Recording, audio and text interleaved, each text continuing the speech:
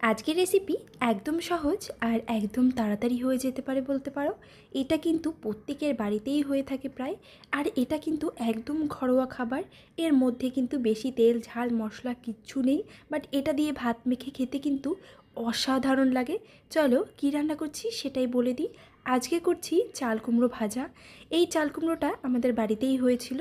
প্রথমেই চাল কুমড়োর খোসা ছাড়িয়ে একদম কুচি কুচি করে কেটে নুন দিয়ে ভালো করে চটকে মেখে রেখে দিয়েছিলাম, যাতে চাল কুমড়ো থেকে বাদবাকি জলটা বেরিয়ে যায়। আর চাল কুমড়োটাও খুব তাড়াতাড়ি ভাজা হয়, সেই জন্যই কিন্তু নুনটা মাখিয়ে মিনিট 5 ধরে রেখে দেবে, দেখবে অনেকটাই জল বেরিয়ে যাবে। এবার কড়াইটা বসিয়ে দিয়ে খুব ভালো করে গরম করে নিয়ে কড়াইতে দিয়ে দিলাম সর্ষের তেল, তাতে দিয়ে দিলাম একটা শুকনো লঙ্কা আর দিয়ে দিলাম কালো সর্ষে ফোড়নে।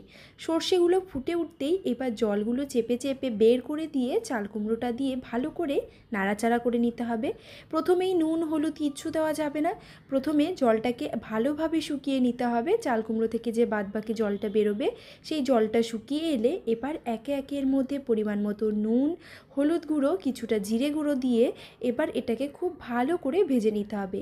তার মধ্যে দিয়ে দিতে হবে কাঁচা লঙ্কা চেরা। যারা ঝাল খেতে ভালোবাসো না তারা অ্যাভয়েড করতে পারো, তবে একটু ঝাল দিলে এর টেস্টটা কিন্তু আরও ভালো হয়। কাঁচা লঙ্কা চেরা দিয়ে আবারও ভালো করে ভাজার জন্য রেখে দিলাম। এটা আলগা হাতে কিছুক্ষণ ধরে নাড়বে আর ভাজতে থাকবে, লাস্টে কিন্তু দেখতে এরকম হয়ে যাবে। আর এই চাল কুমড়ো ভাজার সময় কিন্তু কড়াইয়ের নিচে একটু লেগে লেগে যাবেই। পুরোপুরি ভাজা হয়ে গেলে এর কালারটাও চেঞ্জ হয়ে যাবে আর দেখতেও কিন্তু একদম আলাদা রকম হয়ে যাবে। যারা এখনও এরকমভাবে চাল কুমড়ো ভাজা খাওনি তারা অবশ্যই বাড়িতে একবার ট্রাই করে দেখো, অসাধারণ লাগে। ভাতের সাথে তো এটার তুলনাই হয় না। ভিডিওটা কেমন লাগলো অবশ্যই কিন্তু কমেন্টে জানিও। ভালো লাগলে লাইক করো, শেয়ার করো আর সাবস্ক্রাইব করো।